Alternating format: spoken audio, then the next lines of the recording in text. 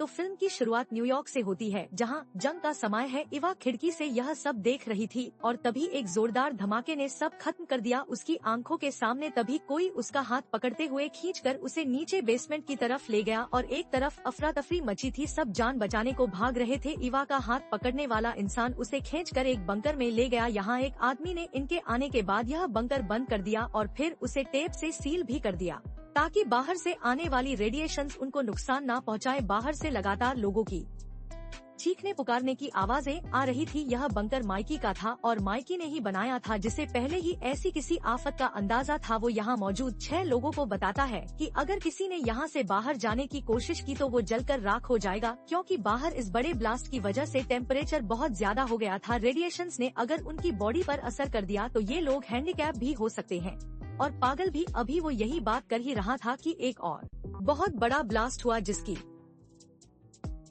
Vibration से इस basement की छत भी गिर गई। बाहर का हाल इससे भी ज्यादा बुरा था। कोई नहीं जानता था कि किसको कितने वक्त के लिए यहाँ रहना पड़ेगा। ज्यादा वक्त रुकने का सुनकर एक वेंडी नाम की बच्ची पैनिक हो जाती है और बाहर जाने की जिद पर उतर आती है, तो माइकी उसे धमका देता है। सब पूछते हैं कि हम यहाँ करेंगे क्या, तो माइकी कहता है अगर तुम सबको जिंदा रहना है तो बस तुम्हें मेरी बात माननी है। मैं पहले भी नागासाकी की जंग में ऐसी सिचुएशन में रह चुका हूँ। टीवी और सभी लोग बाहर की दुनिया से कांटेक्ट करने की कोशिश तो करते हैं, लेकिन इनके मोबाइल्स में ना तो सिग्नल आ रहे थे और अगर कभी भूल गए सिग्नल आ भी जाता था तो बाहर शायद कोई बचा ही नहीं था जो इनकी किसी भी मैसेज या कॉल का रिप्लाई करता। यहाँ पर एक ब्लैक अमेरिकन भी था जिसके पास एक रेडियो फोन था और वह लगातार बाहर से किसी से कांटेक्ट करने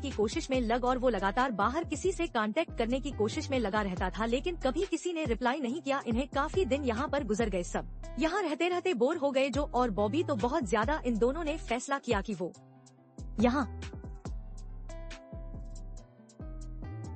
का दरवाजा तोड़कर बाहर चले जाएंगे, लेकिन माइकी ने इन्हें मारने की धमकी देकर इन्हें रोक दिया, इसीलिए वो दरवाजा नहीं तोड़ते। जॉश यहाँ का आम खाना खाकर थक गया था, इसलिए आज उसने खाना भी फेंक दिया, जिससे माइकी को बहुत ज्यादा गुस्सा आया। कोई नहीं जानता था कि यहाँ कितने दिन रुकना पड़ जाए अगर खाने की कमी हो गई तो। ये लोग अभी इस बहस में ही लगे थे कि अचानक इन्हें अपने बंकर के दरवाजे के बाहर से कुछ आवाजें आना शुरू हो गयी। ऐसी आवाज से जैसे कोई इस बंकर को तोड़ रहा हो। सभी खुश हो गए कि आखिर बाहर जाने को मिलेगा।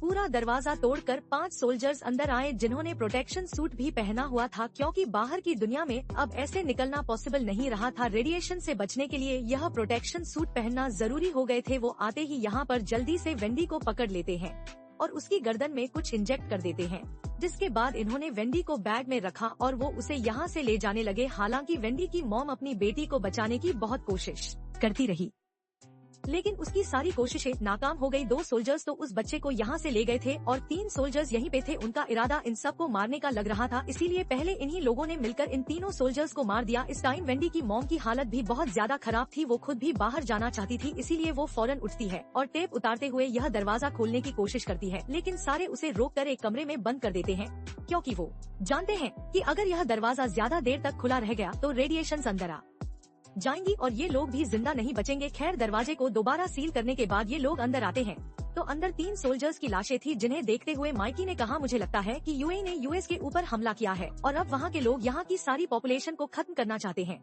इधर जो ब्लैक अमेरिकन था वो एक मर्तबा फिर अपने रेडियो फोन से बाहर बचे सर्वाइवर से कांटेक्ट करने की कोशिश करता है, लेकिन माइकी उसे रोक देता है और उसे कहता है हो सकता है कि तुम्हारे ही इस रेडियो फोन की वजह से दुश्मनों को हमारा पता चला हो और अब भी इसी रेडियो फोन की वजह से हम फंस सकते हैं। तुम उसे बंद कर दो। हाँ के कहने पर वह भी उसे छोड़ देता है। यहाँ अब ईवा वेंडी की मॉम के पास जाती है खाना और पानी लेकर, जो वेंडी की वजह से बहुत ज्यादा परेशान थी। इधर बाहर के सब लोग मरे हुए सोल्जर्स के ऊपर से प्रोटेक्टिव सूट निकाल लेते हैं।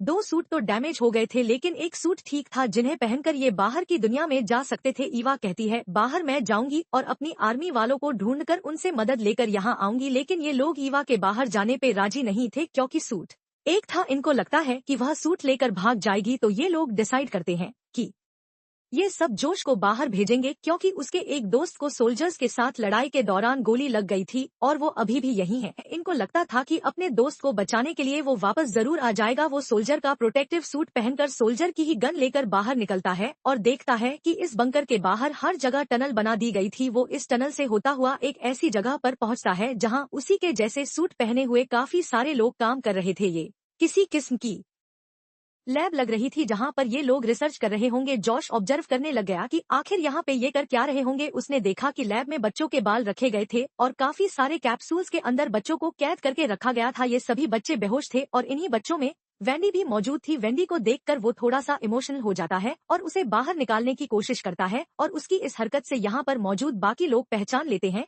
कि जोश उनकी टीम का मेंबर नहीं है। इससे पहले कि ये लोग उसे पकड़कर मार देते, जोश भागता हुआ अपने बंकर की तरफ आता है। लोग उसका पीछा भी करते हैं, लेकिन जल्दी से जोश बंकर के अंदर आकर यह लोग अपना बंकर बंद कर देते हैं। जोश की हालत काफी बुरी हो रही थी, वो बहुत ज्यादा इमोशनल था, रो रहा था। वो सबको बताता है कि बाहर कुछ नहीं बचा, रेडिएशन से बचने के लिए टनल में लोग रह रहे हैं और बाहर बच्चों के ऊपर एक्सपेरिमेंट भी किए जा रहे हैं। वो अब रोता हुआ वेंडी की मॉम को देखता है और उनसे सॉरी कहता है क्योंकि वो वेंडी को लाने में नाकाम रह गया था। अभी वो यह बात ही कर रहा था कि इन्होंने देखा बाहर से इनके बंकर को, दरवाजे को कोई वेल्ड कर रहा है या नहीं। इनके आने जाने की आखिरी उम्मीद भी इन लोगों ने बंद कर दी। माइकी परेशान था, वो नहीं जानता था कि बाहर लोग कौन हैं और इनसे क्या चाहते हैं। खैर कुछ दिन और गुजर जाते हैं। अब जिन सोल्जर्स को इन्होंने मारा था उनकी डेड बॉडीज अभी तक यहीं बंकर में ही थी, जिस वजह से बंकर पूरी तरह स्मेल से भर गया था। इन्हें अगर यहाँ जिंदा रहना था तो इन बॉडीज को ठिकाने लगाना था। ये लोग बंकर में ही एक गड्ढा करके उसमें डेड बॉडीज को दफन कर देते हैं। लाशों को ठिकाने लगाने के बाद इनकी काफी सारी प्रॉब्लम तो सॉल्व हो गई थी, लेकिन हर गुजरते दिन और हफ्तों के साथ इनके सामने नई प्रॉब्लम आ जाती थी। अब इनके पास इनका खाना खत्म हो गया था, उनके पेट। इन्हें काफी दिन गुजर गए। आखिर ईवा को याद आया कि इस बंकर में एक ऐसा कमरा भी है जिसके अंदर सिर्फ माइकी जाता है, उसके अलावा कोई नहीं जा सकता। ये लोग छुपकर माइकी से एक दिन सारे उसके कमरे में हल्ला बोल देते हैं, क्योंकि इनको लगता था कि माइकी ने जरूर वहाँ खाना छुपा कर रखा होगा। लेकिन इस कमरे में खाने पीने का कुछ नहीं था, बस एक दीवार पे काफी सारी अखबार की कटिंग्स लगी थी। उसकी एक फैमिली फोटो थी और ज्यादातर जंग की खबरें थी। ये लोग हैरान थे कि माइकी को जंगों में कितना इंटरेस्ट था और वह ऐसे अकेला इस बंकर में क्यों रहता था। अभी वो इस कमरे की सर्च कर रहे थे कि यहाँ पर माइकी आ गया और सब पर गुस्सा होने लगा और उसने सबसे पूछा कि आखिर तुम लोग यहाँ कर क्या रहे हो। सबने कहा हम खाने की तलाश में आए हैं। तब माइक ने जवाब दिया, अगर मेरे पास खाना होता तो मैं तुम लोगों के साथ जरूर बांटता, जैसे पहले बांटता आ रहा हूँ। मैं भी तुम लोगों की तरह ही भूखा हूँ। लेकिन किसी को भी अब माइकी की बातों पे यकीन नहीं था। वो फैसला करते हैं कि आज के बाद वो माइकी के साथ मिलकर इसी कमरे में रहेंगे। यहीं पर हम वेंडी की मोम को जोर से काफी क्लोज देखते हैं। असल में उसे अपनी बेटी के जुदाई के गम से उभरने के लिए कोई साथी चाहिए था और जोश इसमें उसकी मदद कर रहा था। यह सब तो ठीक था, लेकिन यहाँ के बाकी लोगों के लिए हर गुजरते दिन के साथ मुश्किलें बढ़ती जा रही थी। खाने की तंगी ने इन्हें बहुत ज्यादा परेशान कर दिया था। तब एक ब्लैक अमेरिकन ने एक प्लान किया। हम देखते हैं कि उसके पास एक गन थी, क्योंकि वो एक सिक्योरिटी ऑफिसर था। वो गन लेकर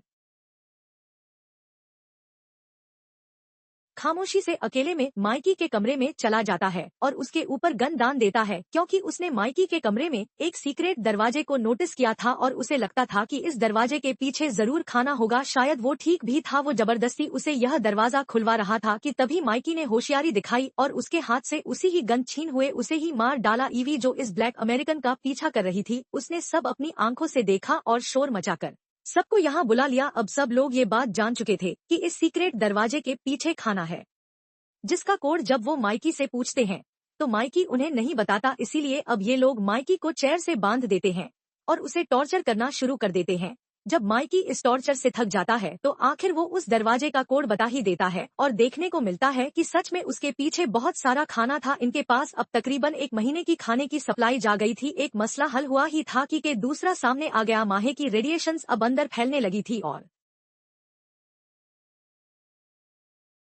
इनके दिमाग पर असर करने लगी थी। ऐसे में जोश और उसके दोस्त के अंदर बहुत ज्यादा अग्रेशन भराया। इन लोगों ने सब लोगों को बाहर निकालकर सप्लाइड कर लिया और अपनी जरूरतों को पूरा करने के लिए वो वेंडी की मोम को अब्यूडोस ठीक थी, जोश का भाई जिसे गोली लगी थी और वो अच्छा भी था। वो ईवा की मदद कर रहा था स्टेबल रहने में। माइकी को आज तक इन्होंने बांध रखा था, जिसने ने इन सबको शेल्टर दिया था। वो ईवा की मिन्नतें करता है कि प्लीज मुझे खोल दो, मेरा यकीन करो, मैं तुम्हें खाने के बारे में बताने वाला था पर वो सब उससे पहले ही हो गया। अगर तुम्हें मुझ पर यकीन नहीं तो मैं तुम्हें एक और राज बताता हूँ। सप्लाईज वाले रूम में मेरी एक गन भी है, अगर तुम चाहो तो वह ले सकती हो। उसकी मदद से तुम जोश और उसके दोस्त की मनमानी भी खत्म कर पाओगी और उनकी गुलामी से भी आजादी मिल जाएगी। ववा को माइकी पर यकीन तो नहीं था, लेकिन वो गन उसे चाहिए थी, इसीलिए वो उस लड़के को अपने साथ मिलाती है जो उसका हाथ पकड़कर उसे बंकर में लेकर आया था। यह दोनों प्लान करते हैं कि वह लड़का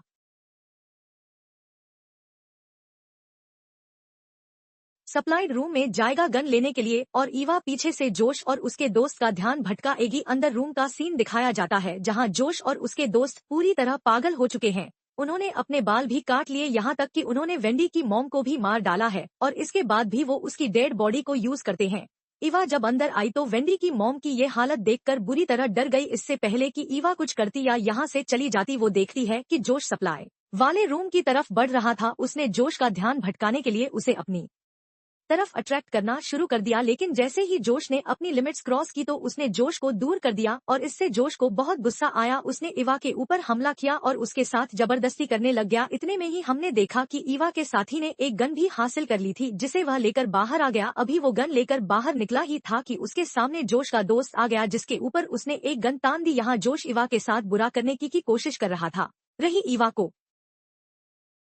उससे जोश के भाई ने ही आके बचा लिया और ऐसे में ही ईवा का दूसरा साथी जोश के दोस्त को गन पॉइंट पर लिए उसके सामने आ गया। बंदूक अभी भी उस लड़के के हाथ में थी। ईवा जोर से चलाई कि जोश को मार दो, लेकिन वो घबरा गया। उसने गोली तो चलाई लेकिन वो जोश के बजाय जोश के अच्छे भाई को लग गई और वो वहीं मर गया घबराहट में। अब उसके हाथ से गन भी गिर गई थी। जोश का साथी अब जल्दी से इस लड़के के ऊपर हमला कर देता है और इससे पहले कि अब वो कुछ भी करता ईवा गन उठा लेती है और सामने वाले आदमी के ऊपर हमला करके उसे मार देती है। यहाँ जोश अपने भाई की मौत के गम में पागल हो चुका था, इसीलिए वह गुस्से में खड़ा होता है और ईवा के और साथी को ही मार देता है। जिसने गलती से उसके भाई को मारा था वो ईवा को भी मारना चाहता था, लेकिन ईवा वक्त रहते ही भागकर माइकी के पास आ गई और उसने माइकी को खोल दिया अपनी मदद के लिए। माइकी ने आजाद होते ही दूर से आते हुए जोश के ऊपर गोली चला दी और मरने से पहले जोश ने भी यहाँ पर आग लगा दी ताकि उसके साथ साथ ईवा और माइकी भी मर जाएं। अब बंकर में चारों तरफ आग फैल रही थी, बचने का कोई रास्ता नहीं